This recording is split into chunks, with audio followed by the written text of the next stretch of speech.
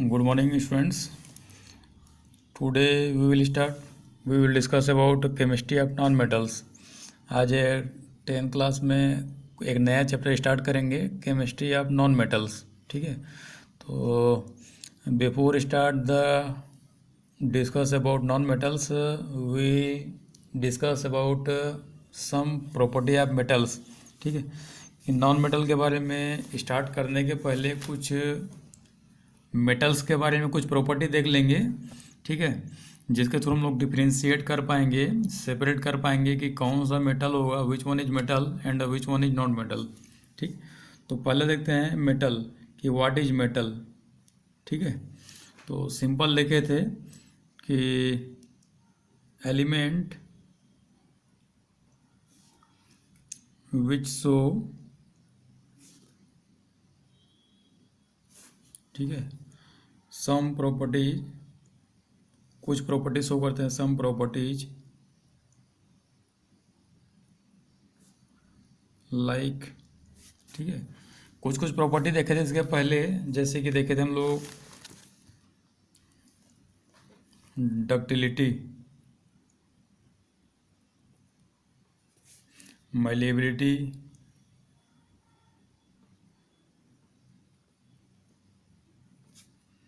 Sonorous sound,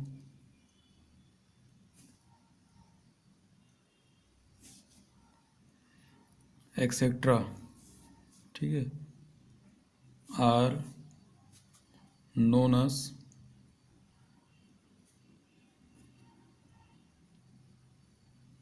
metals.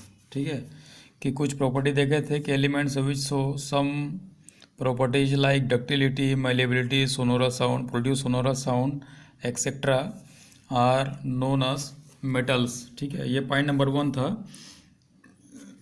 Second point number में देखेंगे कि all metals are solid at room temperature except mercury. ठीक है, मरकरी को छोड़ करके बाकी जितना भी एलिमेंट देखे थे, जितना भी मेटल देखे थे हम लोग, सभी के सभी सॉलिड में थे. ठीक है, तो एक चीज़ यहाँ से देख सकते हैं. ठीक है, यहाँ पे और भी प्रॉपर्टी आ सकता है कि कोई भी ऐसा एलिमेंट जिसमें डक्टिलिटी हो, ठीक है, मैलिएबिलिटी हो, मतलब बीट करने पर वो फैल जाता हो, स्प्रेड होता हो. अगर बीट करने पर सोनोरा साउंड प्रोड्यूस करता है, बेल जैसा. ठीक है, जो कंडक्टिविटी शो करता है, conductor of heat, conductor of electricity, कि जो इलेक्ट्रिसिटी को अपने से पास होकर के जाने देता है. ठीक है, तो किसी भी एलिमेंट में अगर ऐसा प्रॉपर्टी है तो हम लोग उसको बोल सकते हैं कि ये मेटल हो सकता है. ठीक है, यह मेटल है. सेकंड पॉइंट देखते हैं कि all metals are solid at room temperature except mercury.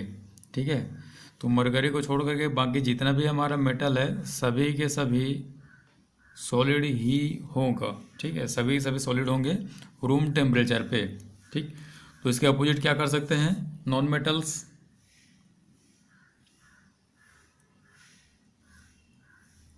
तो यहाँ पे लिख सकते हैं, ठीक है, कि पहला पॉइंट तो हो जाएगा elements which do not show metallic property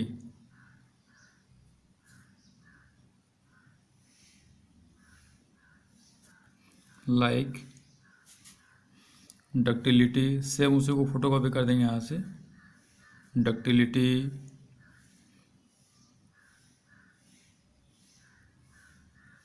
malleability, electrical conductivity,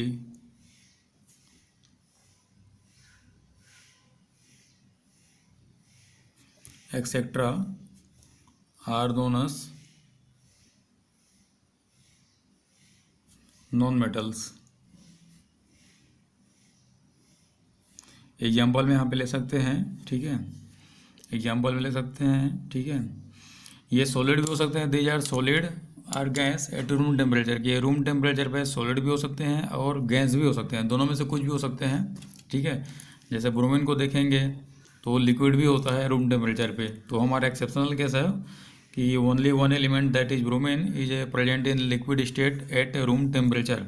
ठीक है, तो यहाँ पे नॉन मेटल में जनरली एग्जाम्पल लेंगे, कार्बन है, हाइड्रोजन है, ऑक्सीजन है, नाइट्रोजन है, फास्फोरस है, एक्सेट्रा। सेकंड पॉइंट जब उसका दिए हैं तो यहाँ भी दे सकते हैं कि non metals are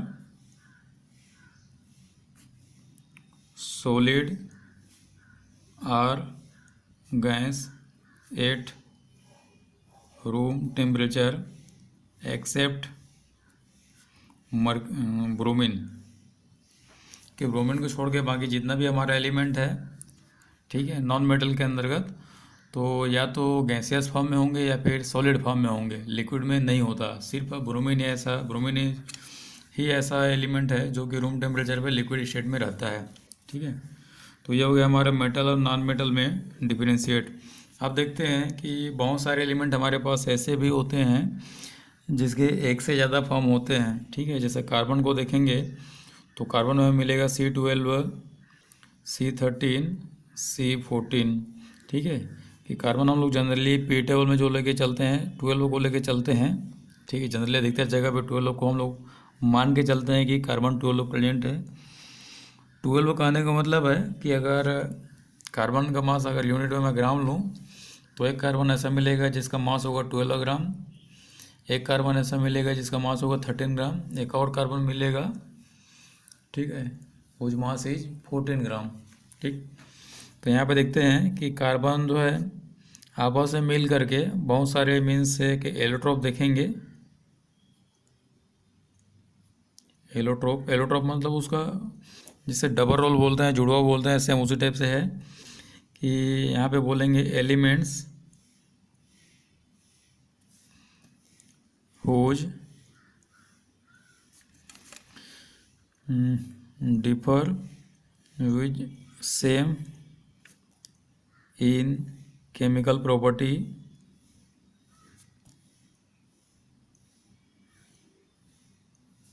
but differ in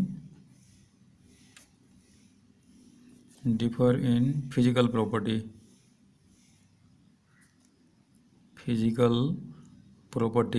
ठीक, कि एलिमेंट्स देखेंगे, एलिमेंट्स मीन्स हो जाएगा हमारा group of atoms, elements means group of atoms. ठीक है, कि जनरली एलिमेंट को हम लोग बोल सकते हैं कि group of same type of atoms, कि मान लो अगर H2 है तो उसको एटम बोल देंगे। ठीक है, मान लो हमारे पास H2 है तो इसको हम लोग एलिमेंट बोल देंगे, O2 है एलिमेंट बोल देंगे। लेकिन मान लो कहीं पर अगर CH4 मिला तो यहाँ पे डिफरेंट टाइप के एटम प्रेजेंट है तो इसको हम लोग एलिमेंट नहीं बोल सकते, तो ये हमारा एलिमेंट हो जाएगा। ठीक है, मीन्स सिर्फ एक ही एटम वहाँ पे प्रेजेंट होना चाहिए, एक ही टाइप के एटम। ठीक, तो यहाँ पे देखेंगे allotropy means elements whose same in chemical property but differ in physical property. अब फिजिकल प्रॉपर्टी कहने का मतलब है कि कोई हार्ड होगा, कोई सॉफ्ट होगा। ठीक, तो यहाँ पे जनरली हम लोग एलोट्रोप ऑफ कार्बन के बारे में बात करने वाले हैं। एलोट्रोप ऑफ कार्बन, ठीक है, कि जनरली इसको दो फॉर्म मिलेगा, एक तो मिलेगा डायमंड और दूसरा मिलेगा ग्रेफाइट। ठीक है, कि कार्बन का यहाँ पे दो फॉर्म देखेंगे हम लोग, एक तो देखेंगे डायमंड, दूसरा देखेंगे ग्रेफाइट। ठीक है, both are made up of carbon but their physical property are differ. ठीक है, one is the hardest and second is the less hardness बोल सकते हैं। ठीक है, ये भी रहने के लिए सॉलिड तो होगा लेकिन इसका हार्डनेस जो है कम रहेगा इसके कंपेयर में। ठीक, diamond is the most hardest substance in nature. ठीक है, उसके बाद देखेंगे इसी के बारे में। ठीक है, यहाँ पे एक पॉइंट लिख देता हूँ कि diamond is a non conductor of electricity. Non, पहले तो लिख दो most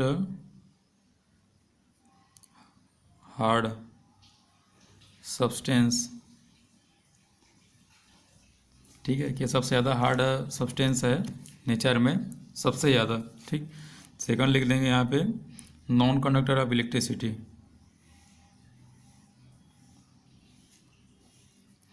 non conductor of electricity. ठीक है, ग्रेफाइट में बोलेंगे, ठीक है, ये जस्ट अपोजिट हो जाएगा, ये हार्ड नहीं होगा, थोड़ा सा सॉफ्ट हो जाएगा, सॉफ्ट ही बोल सकते हैं, ठीक है। उसके बाद यहाँ पे लिखेंगे conductor of electricity, conductor of electricity, ये बोल सकते हैं कंडक्टर ऑफ इलेक्ट्रिसिटी, ठीक। पहला बोल सकते हैं सॉफ्ट, सेकंड बोल सकते हैं कंडक्टर ऑफ इलेक्ट्रिसिटी, कि graphite is a conductor of electricity versus diamond is a non conductor of electricity. अब देखते हैं यहाँ पे कि ग्रेफाइट कंडक्टर इलेक्ट्रिसिटी हुआ है, but diamond do not conductor electricity, कि ग्रेफाइट जो है हमारा इलेक्ट्रिसिटी कंडक्ट कर देता है, लेकिन अगर इसको देखा जाए मीन्स डायमंड को, तो हमारा इलेक्ट्रिसिटी कंडक्ट नहीं करता। उसका रीज़न क्या है, ठीक। तो यहाँ पे रीज़न में देखेंगे कि अगर मैं डायमंड का स्ट्रक्चर बनाना चाहूँ, स्ट्रक्चर से ही कर पाएंगे हम लोग, नॉर्मल करना पॉसिबल नहीं है, ऐसे देख करके नहीं बता पाओगे। तो मान के चलते हैं यहाँ पे कार्बन प्रेजेंट है, अच्छा ऐसे हो जाएगा, ठीक। तो इसको ऐसे हटा दो, ठीक है। नॉर्मली यहाँ पे सी अगर मैं ले लूँ इस तरीके से, तो यहाँ पे मैं देखूँगा कि इस तरीके से ये जुड़ा हुआ रहता है, ठीक है।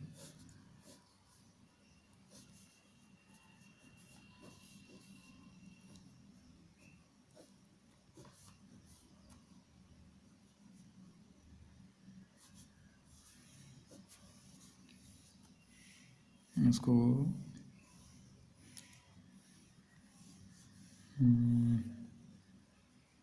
इसको ऐसे निकाल लेता हूँ, ठीक है। इसको भी निकाल लेता हूँ, ठीक। ये कर सकते हैं, ठीक। अब यहाँ पे देखेंगे कि एक एक कार्बन का हमारा यहाँ पे वैलेंसी कितना बन रहा है, ठीक है।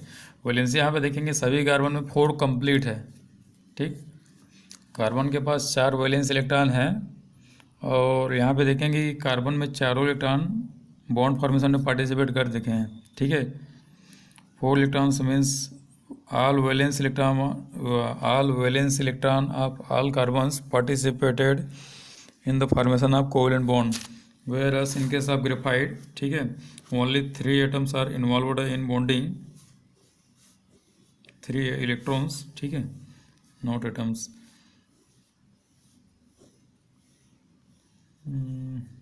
ऐसा सही नहीं रहेगा, ये हेक्सागोनल स्ट्रक्चर होता है, ठीक है, लेकिन इस स्ट्रक्चर को मैं यहाँ से शो नहीं कर पाऊँगा, ठीक है। इसको ऐसे कर देता हूँ, सी सी सी सी, इस तरीके से,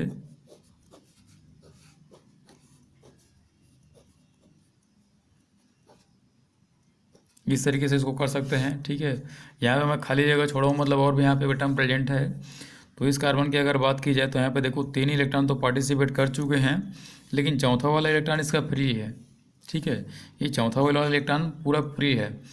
तो due to the presence of free electron graphite can conductivity of electricity, ठीक है, कि इसी फ्री इलेक्ट्रॉन, मतलब सभी कार्बन के पास ये फ्री इलेक्ट्रॉन प्रेजेंट रहेगा, तो इसी फ्री इलेक्ट्रॉन के वजह से ही ग्रेफाइट हमारा इलेक्ट्रिसिटी कंडक्ट करने में मतलब कैपेबल है, ठीक है, कि इसी फ्री इलेक्ट्रॉन के वजह से ये इलेक्ट्रिसिटी कंडक्ट करता है, ठीक। तो यहाँ से हम लोग दे सकते हैं ग्रेफाइट, ठीक है। तो यहाँ से रीजन में हम लोग लिख लेंगे कि ग्रेफाइट हैज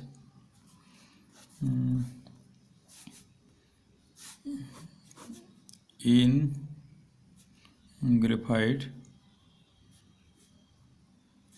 the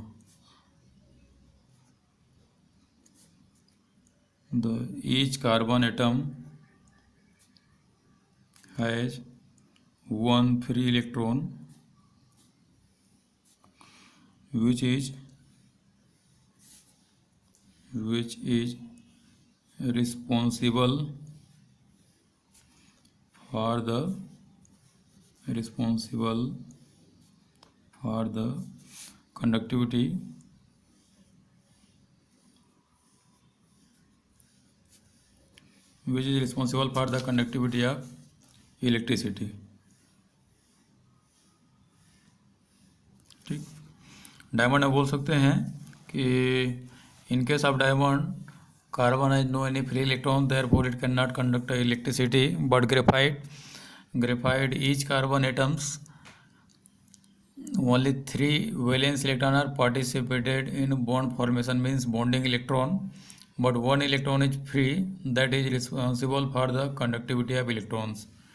तो ये हमारा हो गया है आज के डेट में एलोट्रोप। अगला देखते हैं, ठीक है, व्हाट इज मेटालॉइड।